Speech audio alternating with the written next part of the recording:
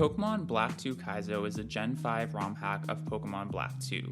The game incorporates a lot of cool features such as diversity in encounters, some changes to certain abilities and moves, and features every single trainer battle as a double battle. Hardcore Nuzlocking this game is relatively underexplored as well, so that's what we're going to be doing today. To recap, my hardcore Nuzlocke rules for this challenge are as follows. I can only use my first encounter from each route and or location. Permadeath, so if a Pokemon dies in battle it is considered dead and can no longer be used. No overleveling past the next gym leader. Playing on set mode, and no item usage in battle. Normally, the first important decision every player embarking on a hardcore Nuzlocke makes is their starter choice. However, Black 2 Kaizo immediately raises the stakes here. Because every battle is a double battle, you choose 2 Pokemon to start with. The starters in this game are the original Gen 5 starters, Snivy, Tepig, and Oshawott. But in this game, every starter is linked with a partner. If you pick Snivy, you also receive a Munna, Tepig is linked with Poochyena, and Oshawott is linked with Makuhita. At this point, I've been running Oshawott exclusively.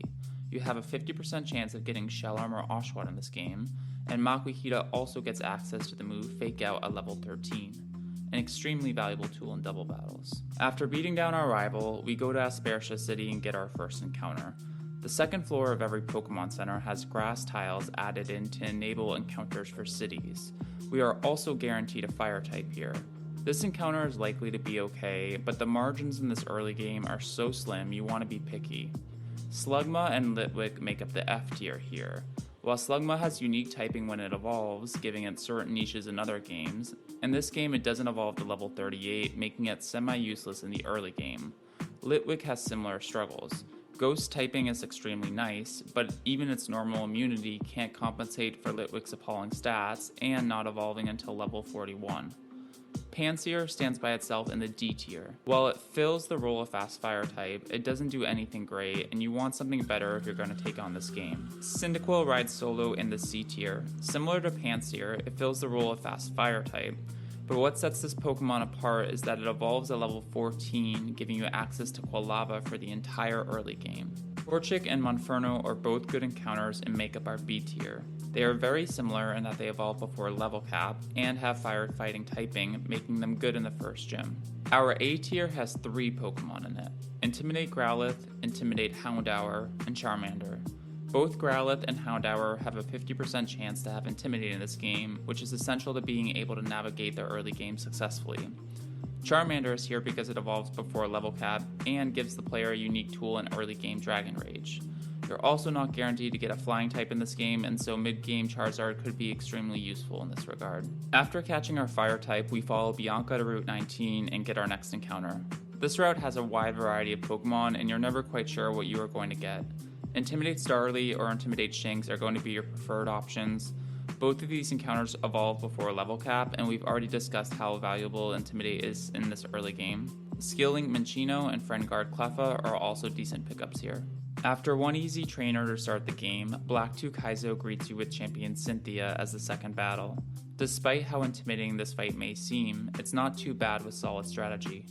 Generally, you can lead Makuhita plus your fire type and fake out the Gible while you Oko the Badoo. The Feebas that comes in likely wants to use Water Gem Whirlpool on your fire type, giving you a safe Oshawott pivot as your Makuhita kills the Gible. Next, Makuhita picks up an Oko on Togepi to ensure it can't go for Metronome. After this, you can take care of the Feebas. Key thing here is to ensure you KO it with a double target so it can't hit you with a flail from low HP. The Riolu and the shells that are left can be navigated easily. After beating Cynthia, we get our Route 20 encounter. You get another shot at Intimidate Starly here if you didn't get it from Route 19, but Bulbasaur or Bellsprout give you huge value as grass types. Meowth and Pineco are also okay as they give you Fake Out and Protect respectively. One more tricky trainer guards the end of Route 20. Once again, Makuhita plus your fire type is going to be a good lead here. Equip your Makuhita with a Silk Scarf you get from beating Cynthia and Fake Out plus fire type move the Eevee-like Cottony before it can get up to any prankster shenanigans. The remaining 3 Pokemon all have setup moves, so just be smart in your pivoting and make sure nothing gets in a position to sweep. After we get to Flossessie Ranch, we fight one trainer and then have access to our last early game encounter. What we want here largely depends on what we already have for encounters. Cottony is your last shot at an early grass type, Glameow gives you fast fake out and hypnosis, and if you don't have Luxio, Voltorb and Electrike are Pokemon that will help you. Now that we have all of our encounters, this is the part of the game where we need to really start paying attention and make sure we have solid plans for everything to come. Next up is a trainer with a rain team. Luxio is good here, and a fast Voltorb can outspeed the Swift Swim Horsey. Make sure you have an answer for the Tentacool in the back, as it has acid armor. After that, we have a rival fight, and this is the first true run killer of the game. Snivy plus Cleffa is the lead, and we want to prioritize the Cleffa and play into Friend Guard as little as possible. The Ekans comes out next and is a huge threat.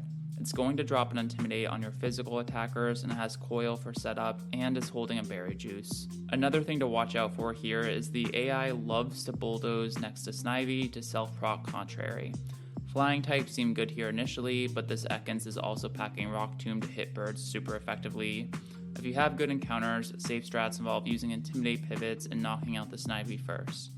Scope Lens Dino comes out next, but Makuhita can pick up a safe Oko on Dino if positioned correctly.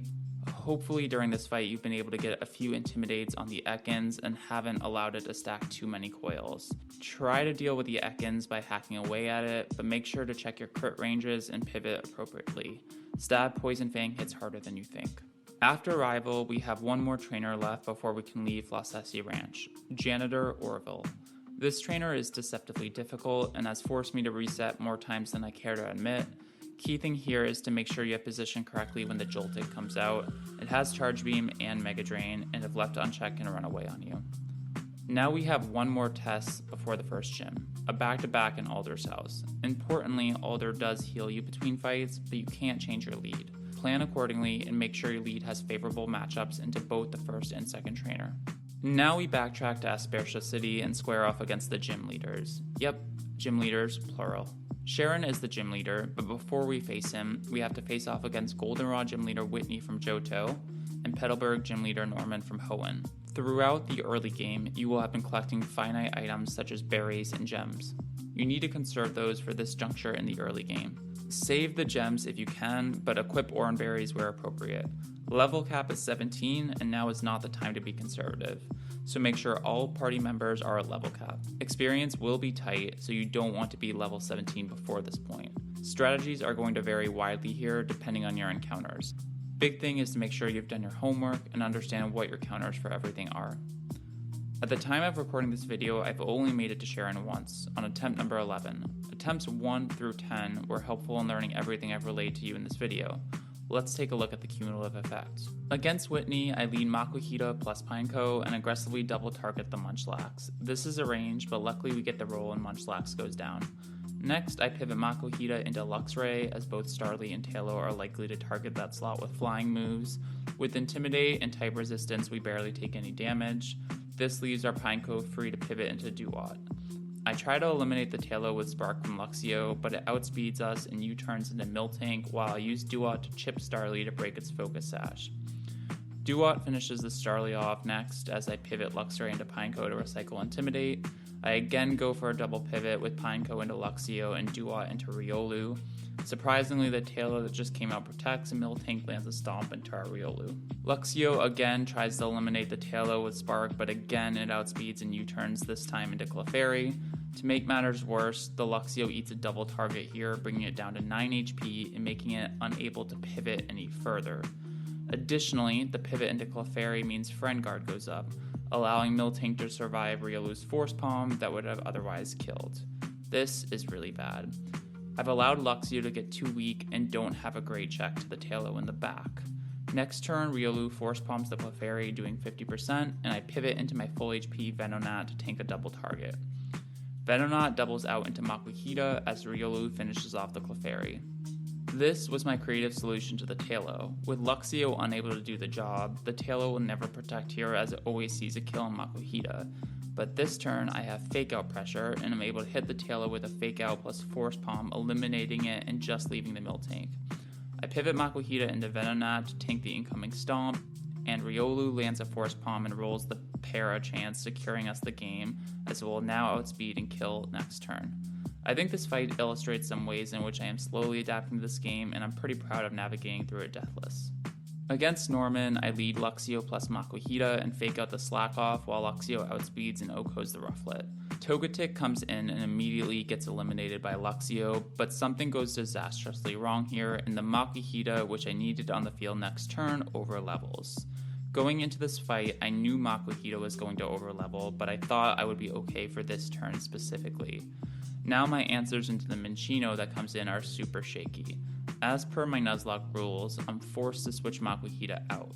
Minccino doesn't see a kill, so takes the opportunity to set up with Workup. Luxray lands a Spark into it doing 75%, and Makuhita pivots into Pineco, taking a Fury Swipe from the slack off for its trouble. At +1, Minccino always outspeeds and kills Luxio, so I pivot into Duat to take 50%. Pineco uses the opportunity to kill the Minccino with Bug Bite, and slack off lands a Yawn into Duat. Norman's Spinda comes out, and by far the best play here is to pivot Duat into Luxio for another round of Intimidate. However, I check my Luxio's experience at this point and only have 34 experience points left before level 18. If Luxio overlevels, it won't be able to come to Cheren, and I probably needed to win at this point, especially since Makuhita is already overleveled. So instead, I pivot Duat into Riolu as Spinda clicks Fake Out into Pineco. Slackoff lands a feint attack on Riolu as it pivots in. This turn, I double target the Spinda with Force Palm plus Takedown and secure the knockout as Slackoff lands another feint attack, this time into Pineco. Now all that is left to do is pivot around the Slackoff and secure the win. I pivot into Pansear in an attempt to split the experience gain on this Slackoff even more. Remember, we don't want Luxio to overlevel. Unfortunately, after Riolu knocks out the Slackoff, Luxio just barely overlevels by literally 4 experience points. These are the margins this game has. We're still deathless, but we're forced to take on Cheren's stack team with just this. Here's how it went. So, Kecleon is Fake Out. If it fakes out Riolu, I think it's just like, it might be like an auto loss. I don't know. We could get around this. We had a 50% chance of getting around this because Riolu could have been Inner Focus, but ours is actually Prankster, which is unfortunate. But like, that's how bad our matchup is. We just have to roll this. If it fakes out Riolu, I think it's an auto loss. Force Palm Crit's really good. Force Palm Para is really good. I think we kind of need the RNG to be in our favor. I don't think neutral RNG is enough. I think we need favorable RNG. So we're going to Force Palm. And we are going to Endure. Or Protect, excuse me. And we want to see attacks into Pineco here.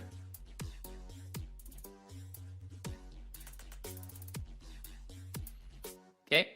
Please target Pineco. Please target Pineco. It'd be like that sometimes. Unfortunately, the odds were stacked against us here. I'm not going to break down this fight too much as I pretty much just get rolled. The plan was to try to cheese our way through a couple of Cheren's Pokemon, set up for Pineco to normal gem self-destruct next turn Endure Riolu, and then utilize Duat to try and cross the finish line. There was one juncture where my Duat ended up in Tauren and I thought we maybe had a chance, but again the AI chose the correct targeting, extinguishing our last hope. I'm having a lot of fun playing this game and plan on running it for a while. Streams at this point are majority around 7 PM Eastern on weeknights and somewhat random on the weekends. If you enjoy this content and have any feedback on how you want me to recap the content, let me know in the comments. See you all next time and good luck to me on challenge of getting one single badge.